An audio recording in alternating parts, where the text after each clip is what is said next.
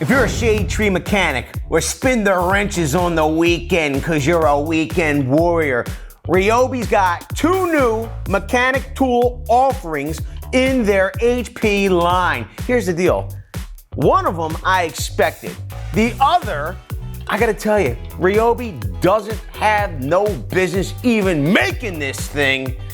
We're gonna tell you why right after this message from our sponsor, VCG Construction. Head on over to the merch store if you want to help out with the channel. You can get t-shirts, hoodies, hats, stickers. Link will be down in the description.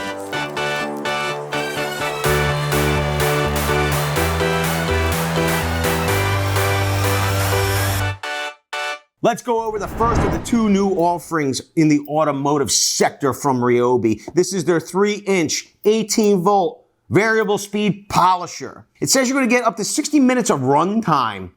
I will assume that's based on a 2 amp hour battery. If I had 2 2 amp hour batteries, or maybe a 4 amp hour battery, would I get 120 minutes?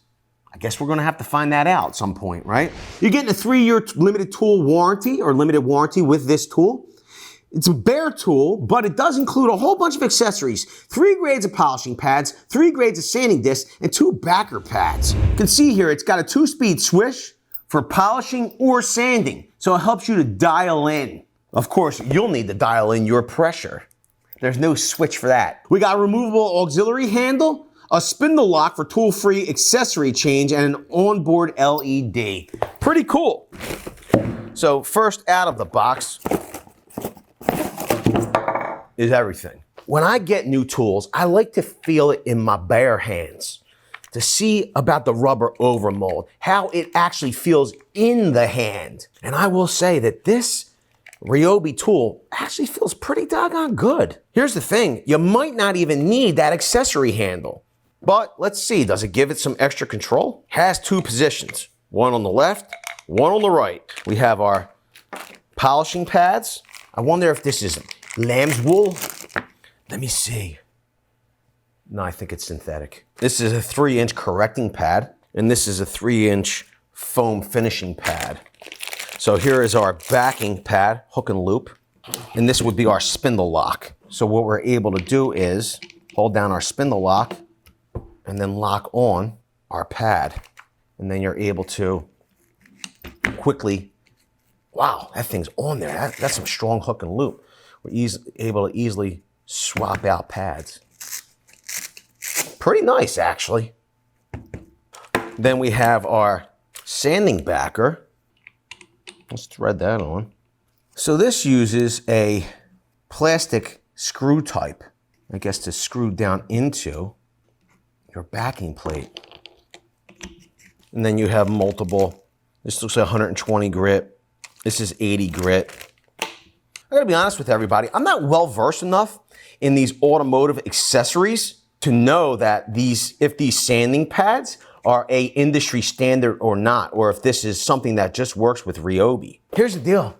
All of our automotive people, detailers and such, body people, let us know down in the comment section below. Are these industry standard, or is this something that you're gonna need to buy from Ryobi? And I'm not gonna knock Ryobi terribly on this, except for the fact that we have seen some instances like their garage door opener where Ryobi comes out with something that seems really great, but then they don't support it anymore and you can't get it repaired or fixed. Is this going to be one of those issues where we have non-industry standard accessories and a tool that we can't get those accessories for over time? I don't know. Maybe I'm making more of a problem than there needs to be here, but like I said, I don't know about these accessories. Can we correct?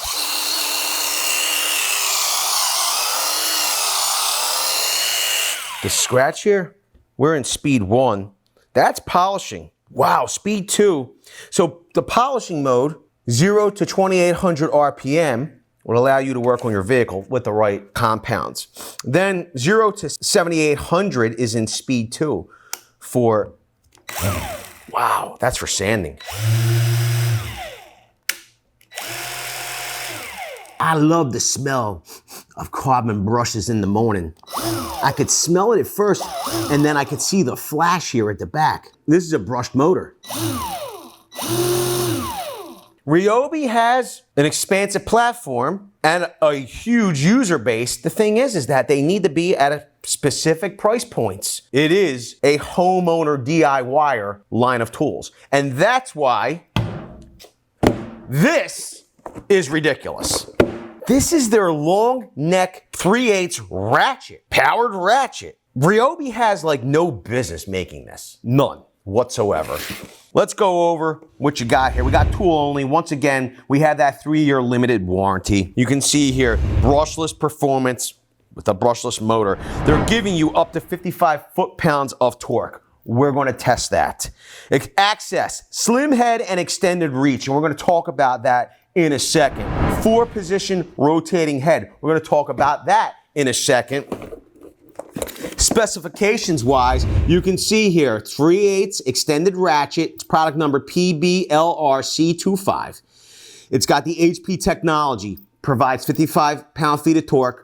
Slim head and extended reach for access in tight spaces, 4-position rotating head, dual onboard LED work lights, 3/8 inch anvil with pin detent, and a variable speed trigger. You'll see here, you have an infinitely variable trigger between 0 and 230 RPM.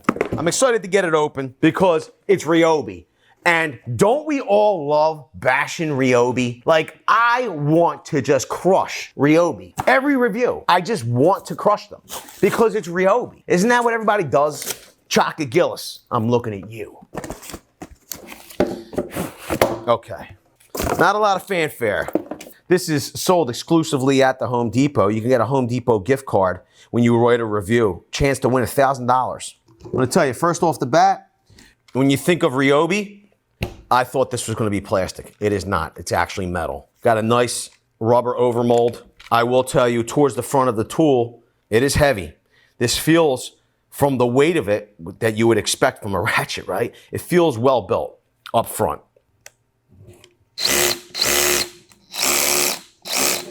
Looks pretty good. We have our directional switch here. So, clockwise on my end. Counterclockwise. Okay, and that's done by spinning this here. We have 2 LEDs. We have one in the front and one in the back. Now, let's pull this battery off. This 2 amp hour HP battery is a high performance battery in the fact that it does have the 2 HP connectors found at the back, which communicate with HP tools to give them more power when the tool requires it, when it could use it. Here's the deal though. Although this ratchet is part of that line of tools, it does not have terminals to take advantage of that extra power. Let's pop our battery on. Does this thing actually deliver 55 pound-feet of torque? Let's find out. We have a somewhat unorthodox style of testing for today, but we're going to do it anyway. We have a lag fastener. We have a socket. We're going to drive our lag fastener into this treated 6x6.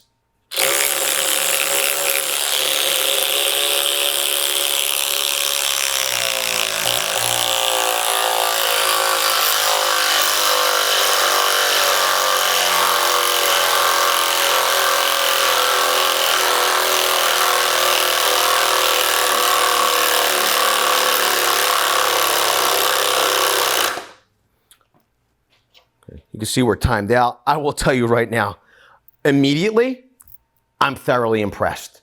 You can see we only used 1 bar of charge.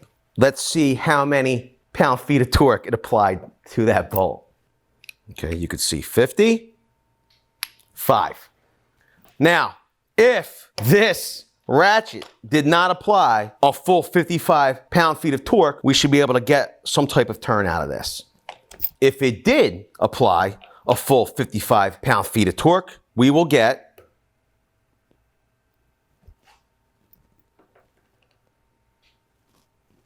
this is supposed to deliver 55 pounds. This is set to 55 pounds.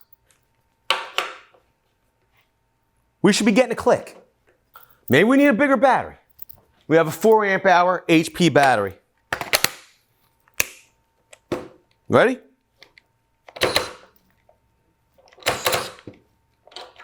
Maybe my torque wrench needs to be calibrated. If I bottom out and I don't get a click,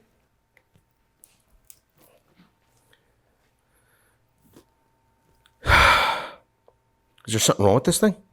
We came outside in the swelter and heat to run this testing, and I feel like us coming outside in the swelter and heat, then smash the like button. It's free for you to do. Doesn't cost you a dime. Here on the YouTube platform, you'll get 7 years of good luck, because it's not like smashing a mirror. Let's get to it. First, I want to test my torque wrench to see if maybe this thing is flawed. And you can see it's clicking. That's what I thought we were going to hear in the wood. What we're going to do is we're going to pull off our wrench. We're going to snap that lug nut off. So we know that we're torqued beyond 50 foot-pounds. We're going to see by some miracle, can the Ryobi ratchet actually break that lug nut free. It's timing out, so it cannot. At that point, we want to break this lug nut free. Okay, you can see that lug nut's free now.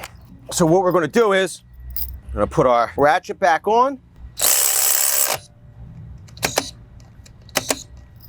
We should be at 50 foot-pounds, or was it 55 foot-pounds?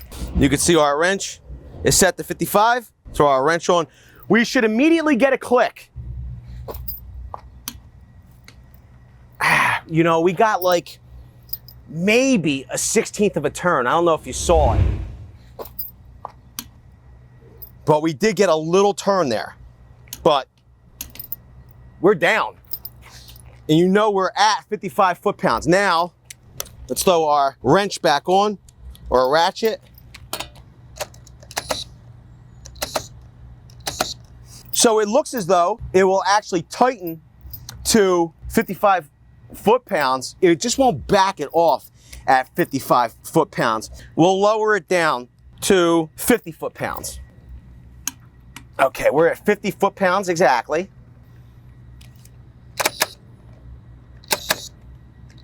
It doesn't seem as though it will underpower snap that bolt loose, but we can snap it loose manually and then back off our lug nut. Now, I understand we're not going to be using this tool for lug nuts.